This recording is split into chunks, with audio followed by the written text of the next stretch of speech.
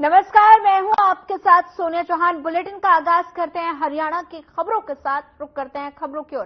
पानीपत दौरे पर रहे सीएम नायब सिंह सैनी जिले को करीब 200 करोड़ की उन्होंने सौगात दी है और 12 परियोजनाओं का शिलान्यास किया। और इस दौरान सीएम सैनी ने कहा कि बीजेपी की सरकार में बिना भेदभाव कार्य हो रहे हैं। हरियाणा की 8% दर अभी भी बरकरार है। 15,000 परिवारों को 30 गज के प्लॉट दिए और सीएम सैनी ने इस मौके पर विरोधियों पर निशाना साधना वो नहीं भूले और साथ ही उन्होंने कहा कि पहले की सरकार में भेदभाव पनपता था।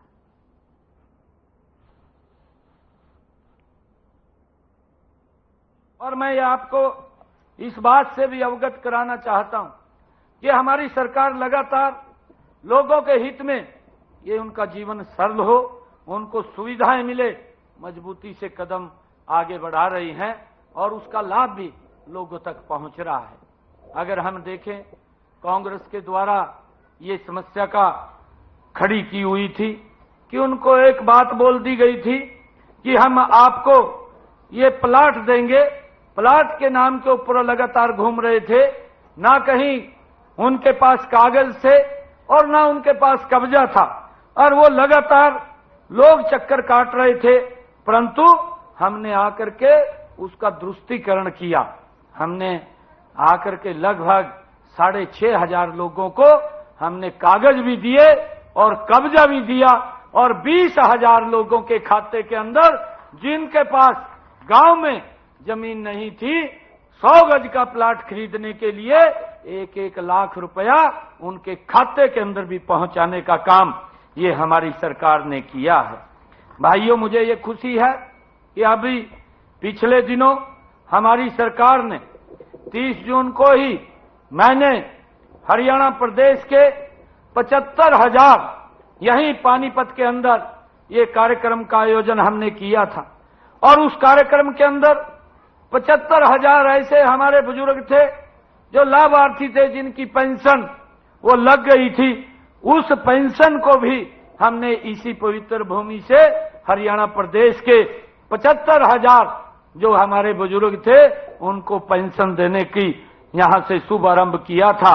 और हमने इसी ही भूमि से 30 तारीख को डॉक्टर भीमराव अंबेडकर आवास नवीनीकरण योजना के तहत 2,000 लाभार्थियों को भी यहां से लगभग यहां उनके खाते के अंदर जो 80,000 रुपया पहुंचाने का काम भी वो हमारी सरकार ने इसी भूमि से भाइयों किया था, जिससे हमारे प्रदेश के लोगों को वो लाभ मिल रहा है कि अगर किसी की कच्ची छत है या किसी ने अपने मकान की मरम्मत करनी है।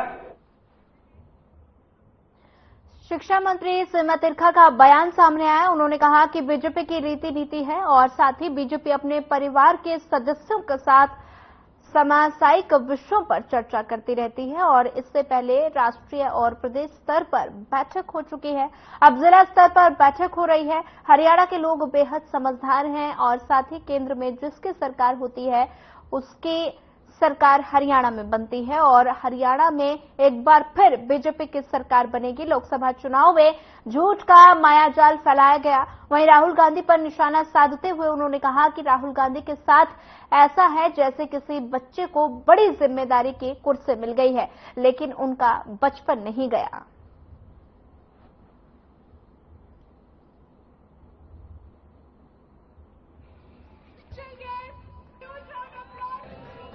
भारतीय जनता पार्टी की एक रीति नीति है कि परिवार के जितने सदस्य हैं सभी को समय समय पर राजनीतिक अकेली नहीं, मतलब ना केवल राजनीतिक, सामाजिक और सेवा भावना की ऊर्जा से ओतप्रोत करने के कार्यक्रम रखे जाते हैं। और ये कार्यक्रम हमारे मंडल अध्यक्ष से शुरू होते हैं, फिर पहले हम अपना जो शक्ति केंद्र पे और बूथ पे अध्यक्ष है उनसे चलते हैं और उसके बाद में मंडल पे, मंडल से हम फिर जिले पे और जिले से स्टेट पे और स्टेट से हम नेशनल लेवल तक। तो हमारी 2 कार्यकारिणी हो चुकी हैं। हमारी राष्ट्रीय कार्यकारिणी के बाद हमारी हरियाणा की कार्यकारिणी हो चुकी है। अब हमारी जिले की बारी है। विधानसभा चुनाव को लेकर बीजेपी एक्शन मोड पर है और जिसके चलते फरीदाबाद में विस्तृत जिला कार्य समिति की बैठक का आयोजन किया गया। इस दौरान कैबिनेट मंत्री मूलचंद शर्मा, शिक्षा मंत्री सीमा तिरखा, उद्योग मंत्री मूलचंद शर्मा, पूर्व कैबिनेट मंत्री विपुल गोयल और सीएम के राजनीतिक सचिव अजय गौड़ समेत तमाम भारतीय जनता पार्टी के कार्यकर्ता मौजूद रहे। ये तस्वीरें फरीदाबाद से हैं, जहां पर तमाम बीजेपी कार्यकर्ता मौजूद रहे और साथ ही मूलचंद शर्मा भी यहां पर नजर आ रहे हैं। चुनाव को लेकर एक्शन मोड में भारतीय जनता पार्टी नजर आ रही है और साथ ही जिसको देखते हुए विस्तृत जिला कार्य समिति की बैठक का आयोजन किया गया। बैठक में तमाम तरह के कार्यकर्ता मौजूद नजर आए और साथ ही मूलचंद शर्मा भी यहां पर नजर आए। विधानसभा चुनाव को लेकर एक्शन मोड में भारतीय जनता पार्टी फरीदाबाद में विस्तृत जिला कार्य समिति की बैठक की गई और बैठक में तमाम कार्यकर्ता मौजूद नजर आए। ये तस्वीरें फरीदाबाद से हैं, जहां पर चुनाव को लेकर एक्शन मोड में भारतीय जनता पार्टी नजर आ रही है। पूर्व उद्योग मंत्री विपुल गोयल का बयान सामने आया। उन्होंने कहा कि 2024 विधानसभा चुनाव का बिगुल बज चुका है। आज से सभी कार्यकर्ता जिले में प्रचार प्रसार में लग जाएंगे और कांग्रेस के पास केवल अनगढ़ बातें करना है और झूठ फैलाना, झूठ की राजनीति करना, हिंदू विरोधी राजनीति करना रह गया है। और साथ ही कांग्रेस पर निशाना साधते हुए कहा कि कांग्रेस पार्टी तारा सितारा की पार्टी है और उनका कोई भविष्य नहीं। सब जानते हैं उनको, ना तो आज तक संगठन उनका खड़ा हुआ है और ना ही एकता हुई है उनमें, और वहीं सिर्फ झूठ की राजनीति वो लोग करते हैं। नियमित प्रक्रिया है। आज विस्तृत कार्यकारिणी है, जिसके तहत आज सभी जो भारतीय जनता पार्टी के जो कार्यकर्ता, जितने पदाधिकारी हैं जिले के, सभी को यहाँ पर आज आमंत्रित किया गया है। और आगे क्योंकि चुनावी बिगुल हरियाणा का 2024 विधानसभा का बच चुका है, उसके लिए तैयारियां जोर शोर से हैं। जरा उनको सिर्फ और भार देने की जरूरत है, तो उसके लिए आज विस्तृत कार्यकारिणी बुलाई है और आज से सब कार्यकर्ता डिस्ट्रिक्ट के अंदर लग जाएंगे। और जिस तरीके से लोकसभा के अंदर 6 की 6 विधानसभाओं पे हमने पूरे डिस्ट्रिक्ट फरीदाबाद के अंदर कमल खिलाने का काम किया है, उससे भी ज्यादा उस वोट प्रतिशत को बढ़ाने। यूरिया खाद को लेकर हर साल किसान परेशान रहते हैं, जगह जगह धरने प्रदर्शन होते हैं और इस बार भी यूरिया खाद की कमी नजर आ रही है। कांग्रेस के पूर्व प्रदेश अध्यक्ष और पूर्व केंद्रीय मंत्री कुमारी शैलजा का आरोप है कि सरकार के हर साल यूरिया की कमी रहती है और जिसके चलते किसान परेशान रहते हैं।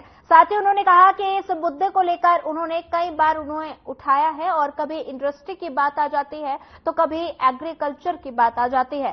सरकार इसकी टोपी उसके सर पर रखकर अपने आप को बचाना चाहती है। और वहीं कृषि विभाग के डिप्टी डायरेक्टर आदित्य डवास ने कहा कि 15 जुलाई से यूरिया खाद की डिमांड बढ़ेगी और तब तक यूरिया का प्रबंध हो चुका होगा। और साथ ही उन्होंने कहा कि यूरिया सप्लाई करने वाली एजेंसियों को हिदायत जारी कर दी गई है। एक कंपनी के ट्रांसपोर्ट के टेंडर नहीं हुए और इसी तरह कुछ और कारण हो सकते हैं, और लेकिन 15 जुलाई से पहले यूरिया की सप्लाई पर्याप्त मात्रा में हो जाएगी।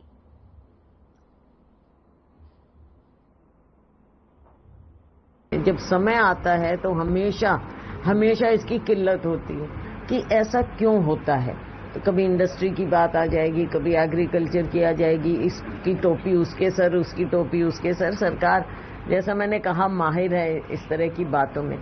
असली में जहां चाहिए वहां मिलता नहीं है। देखो, अन्नदाता के साथ इस सरकार ने हमेशा भेदभाव किया है, चाहे उनको उनकी कीमत देने की बात हो, चाहे हम खाद की यूरिया की बात करें, चाहे कॉम्पेंसेशन की बात करें।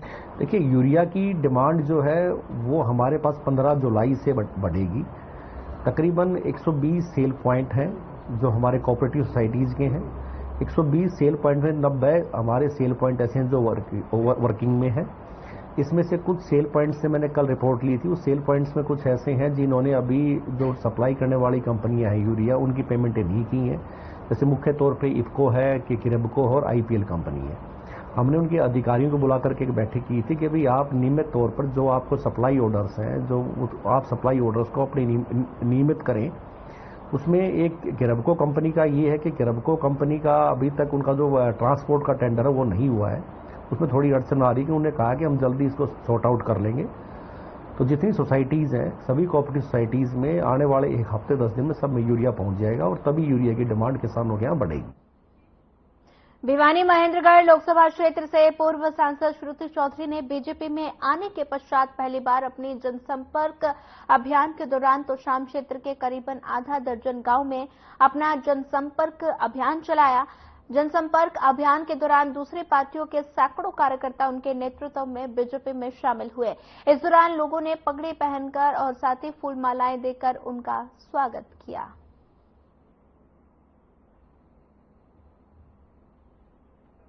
किरण जी के टाइम में यहाँ पे काम बहुत हुए हैं और जैसे जिस बेल्ट में आज हूँ मैं, ये तमाम जैसे सुगरपुर में खड़े हैं आज, यहाँ पे दिक्कतें तो हैं, पानी की भारी समस्या है और हम कोशिश करेंगे लोगों से, ये सरकार से हम बात करके कि यहाँ पे अच्छी तरीके से पीछे के घरों में पानी की व्यवस्था हो ताकि लोगों को दिक्कत ना हो।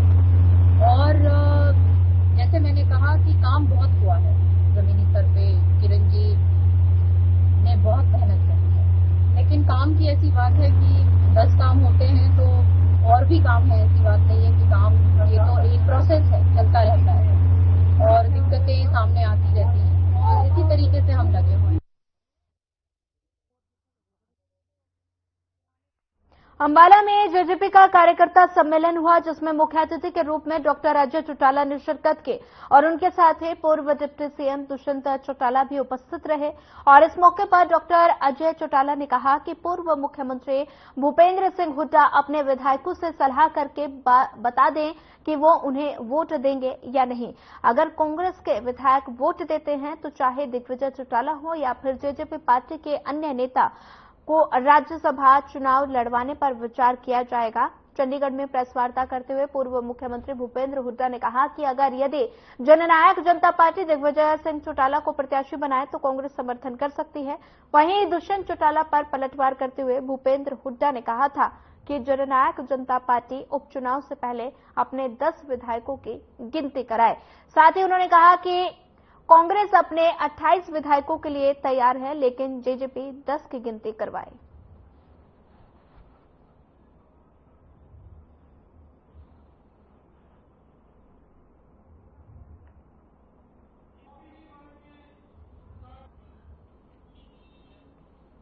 दुष्यंत पहले ही क्लियर कर चुके हैं इस बात को और मैं दोबारा क्लियर कर देता हूं। हम तो अपना कैंडिडेट खड़ा कर देते हैं, चाहे वो दिग्विजय हो चाहे हमारी पार्टी का कोई अदने से अदना वर्कर हो, पर भूपेंद्र हुड्डा जी अपने एमएलए से राय कर ले कि वो हमें वोट देंगे क्या। उनकी पार्टी में इसी कुतूहल है। आप अखबारों में सभी पढ़ते हैं कि मुख्यमंत्री कुछ घोषणा करके आते हैं, दूसरे मुख्यमंत्री कुछ करते हैं, 2 प्रदेश में मुख्यमंत्री हैं, कौन सा है मुझे ये नहीं पता।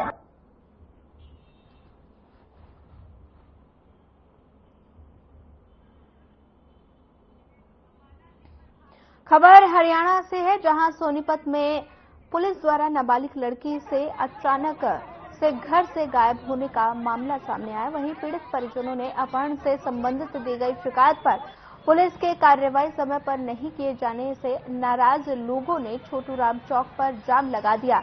इस दौरान सड़क पर आवागमन बंद होने से वाहन चालकों को भी काफी देर तक जाम में फंसा रहना पड़ा। बाद में पुलिस ने मौके पर पहुंचकर पीड़ित परिजनों को आश्वासन दिया कि पीड़ित परिवारजनों द्वारा जो शिकायत दी गई थी, अब उस संबंध में केस दर्ज हो चुका है और जल्द ही कार्रवाई अमल में लाई जाएगी। वहीं पीड़ित परिजनों ने बताया कि उनके नाबालिग बेटी का अपहरण किया जा चुका है और उनसे बेटी को छोड़ने के बदले में रुपयों की भी मांग की जा रही है।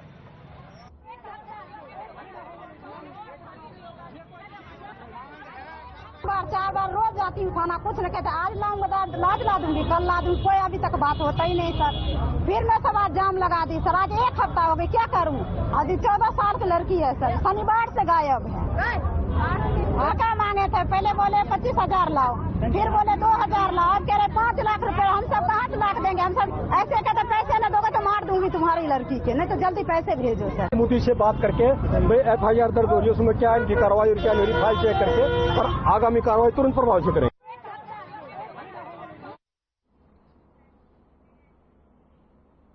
जाखल में पिछले दिनों लगातार हो रही चोरियों ने इलाके में दहशत का माहौल बना रखा है और दिन दहाड़े बुजुर्ग महिला के कानों से सोने की बालियां छीन ली जाती हैं, लेकिन पुलिस की तरफ से मामले को न सुलझाने को लेकर मंडी वासियों में अब नाराजगी बढ़ गई है।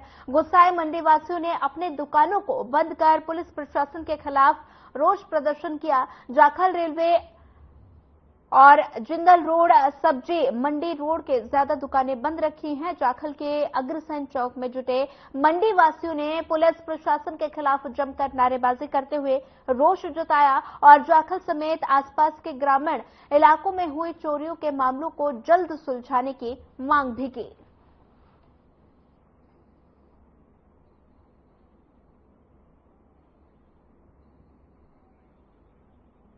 दुखी होता है। व्यापारी तो शांति चाहता है, अपना व्यापार करना चाहता है, लेकिन आज व्यापारियों का दुख दर्द जो बाहर आ गया। आज अपनी दुकान अपना व्यापार बंद करके सड़कों पे है। इनका मुख्य कारण है जो 3 महीनों से लगातार चोरी और लूटमार हो रही है और जिसमें पूरी प्रशासन का पूरा फेलियर दिखाई दे रहा है। इसी को लेकर आज पूरा रोष है और शाम तक इसकी रणनीति बनाएगी। अगर कोई मसला इसका हल नहीं हुआ, उसके अधिकारी यहाँ नहीं पहुंचे तो अगली रणनीति शाम तक बनाई जाएगी। मांग मेरी नहीं है, ये पूरी मंडी वासियों की है। सुरक्षा जान माल का एक पब्लिक के लिए जरूरी होता है, वो हरियाणा सरकार और जाखल मंडी और पूरा फतेहाबाद जिला, इसमें लॉ एंड ऑर्डर ही फैल हो चुका है। हरियाणा सरकार का, फतेहाबाद पुलिस प्रशासन का, हर रोज दिन रास्ते डकैतियां हो रही हैं, लेडीजों की बाड़ियां छीनी जा रही हैं, दुकानों पर मोटरसाइकिल चोरी हो रहे हैं, क्योंकि मंडी में गांव वाले कोई और भी व्यापारी के पास सामान लेने आते हैं, बाहर से बाइक आते हैं तो बाइक चोरी होता है। ये आज मजबूरन जाखल मंडी, पहले तो मुद्दा था बेरोजगारी और वो तो सारे ही बोल चुके हैं। आज अब सारे जाखल मंडी वासियों को, शहर क्षेत्र वासियों को अपने व्यापार की, अपनी जानमाल की सुरक्षा पे ही बात आ चुकी है। तो हरियाणा सरकार, फतेहाबाद पुलिस और जाखल पुलिस पूरी तरह पकड़ने में विफल हो चुकी है। जगराम अब्बास में मांडी केहर के लिंक सड़क मार्ग निर्माण का कार्य करवाया जा रहा है और इस सड़क निर्माण सामग्री को लेकर दोनों गांवों के ग्रामीणों ने सरपंच समेत एकत्रित होकर मीटिंग की। उसके बाद निर्माण कार्य स्थल पहुंचकर जमकर ठेकेदार और सरकार के खिलाफ नारेबाजी कर रोष जताया। रोष जता रहे मांडी केहर सरपंच अशोक कुमार, सरपंच प्रतिनिधि सुबे सिंह धनखड़, अजय कुमार, नवीन, सुरेंद्र आदि ने निर्माण कार्य में जो सामग्री प्रयोग की जा रही है वो निम्न स्तर की है और उन्होंने आरोप लगाया कि रात के समय में कार्य किया जा रहा है और दिन में बंद रहता है। साथ ही ग्रामीणों ने कहा कि सड़क निर्माण में जो तारकोल और कंक्रीट की परत डाली जा रही है वो निर्धारित मानकों के अनुसार नहीं है। वहीं ग्रामीणों ने रोष जताते हुए शीघ्र निर्माण कार्य को बंद करवाने और निर्माण सामग्री की जांच करने की मांग की है। बिल्कुल, इसमें 30 mm वो पड़नी चाहिए, लेकिन 1 mm मटेरियल डाल रखा है, हाथ से उखाड़ने पर भी उखड़ रही। फिर आज क्या निर्णय लिया आपने पंचायत? आपने यही निर्णय लिया है कि अगर ठेकेदार बढ़िया काम करता है ठीक है, नहीं इस काम को बंद करवाएंगे। ये काम कब से चल रहा है? इसको 6-7 महीने हो गए। इसको पहले भी जेई और एसडीओ एक्शन साहब आए थे, उन्होंने सैंपल भरे थे, लेकिन फिर भी कोई समाधान नहीं हुआ। इसने पहले भी मटेरियल पूरा नहीं डाला। 6-7 महीने का मामला है, तो आज क्या समस्या आ गई? पहले भी एक बार विरोध किया था, तो उस टाइम भी इसने यही कहा था कि पूरा मटेरियल डालूंगा, लेकिन उस टाइम भी लिपा पोती करके और वो कर गया इसका। और अभी इसने रोड बनाना शुरू किया है, तो अभी उसमें कोई पूरा मटेरियल नहीं डाल रहा, रात को काम करता है, दिन में अपना सुबह 4 बजे के आसपास बंद करके और चला जाता है। साथ में ये निर्णय लिया है कि पूरा मटेरियल नहीं डाला जाएगा जब तक ये रोड बंद रहेगा। और मौके पर पहले भी 3 तारीख को एक्शन साहब और जेई साहब बुलाए, उनको कोई समाधान नहीं किया और न ही कोई इस ठेकेदार ने पूरा माल डाला और मिट्टी के ऊपर ये पानी डाल के रोड़ी डाल के चला गया। रात को काम चल रहा है जी, और 4 बजे जब उठते हैं तब गाड़ी और अपना साधन लेके चला जाता है, रात को माल डालता है। हम नहीं डालने देंगे, ये रोड बंद कर दिया गया है। अब हम एसडीएम साहब से मिलके और ये ज्ञापन सौंपेंगे।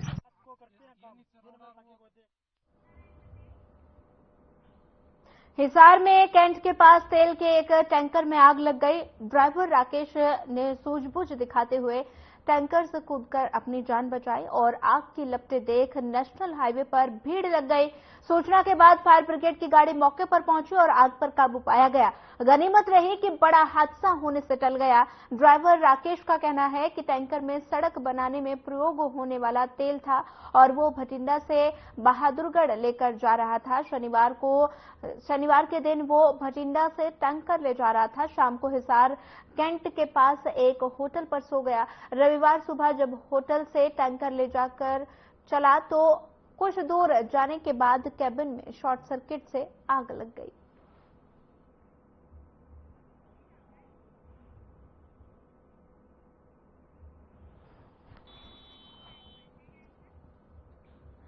सीएम सिटी करनाल में एनएचएम कर्मचारियों ने बड़ा प्रदर्शन किया। इसको लेकर प्रदेश से सभी जिलों से हजारों की संख्या में स्वास्थ्य कर्मी करनाल पहुंचे, जहां वो सीएम आवास का घेराव करेंगे और एनएचएम कर्मचारियों को पक्का करने की मांग भी करेंगे। वहीं साथ ही प्रदर्शन कर रहे कर्मचारियों ने आर पार की लड़ाई का ऐलान किया, जिस कारण सरकारी स्वास्थ्य सेवाओं पर असर पड़ेगा।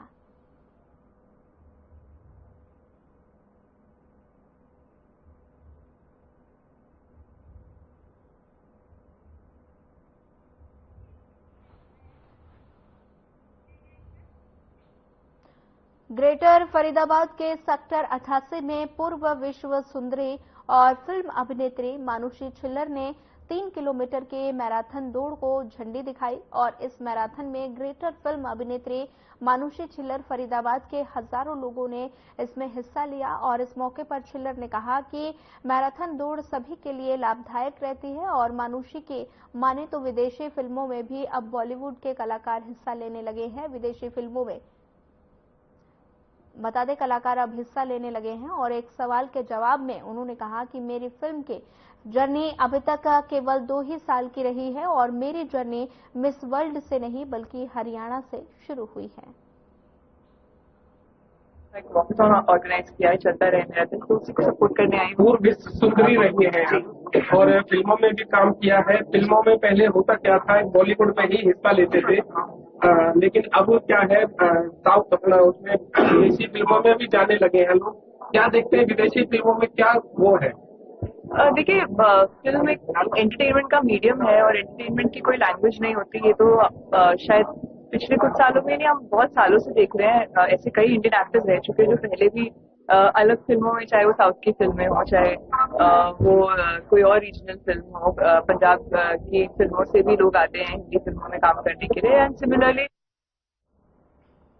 इन दिनों हरी सब्जियों के दाम आसमान पर है। कोई भी हरी सब्जी 50 रुपए किलो से कम नहीं है। हरी सब्जियों के रेट से रसोई का बजट बिगड़ा हुआ है। गृहिणियों को परेशानी का सामना करना पड़ रहा है।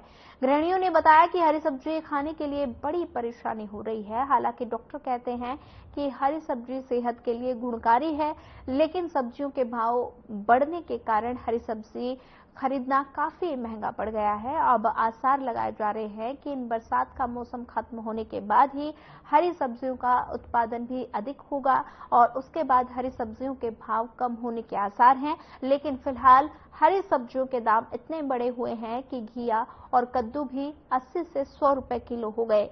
और वहीं आलू ने भी अपना रंग दिखाया हुआ है। आलू भी अब 50 रुपए किलो है और प्याज भी 50 से 60 रुपए किलो है और कोई भी सब्जी 50 रुपए से किलो की कम की नहीं है।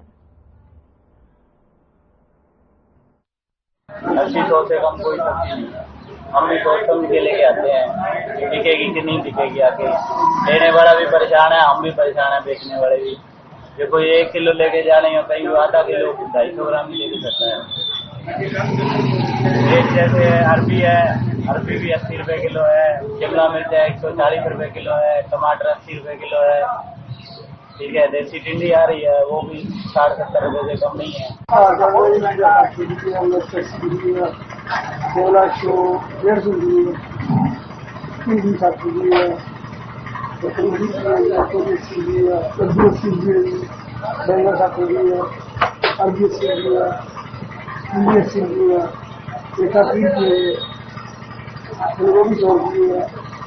Normal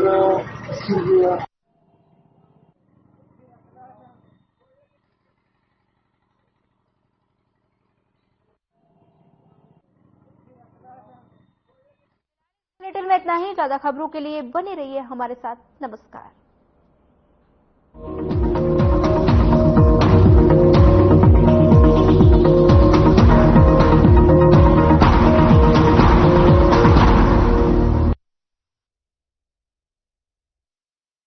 I can download a song really fast.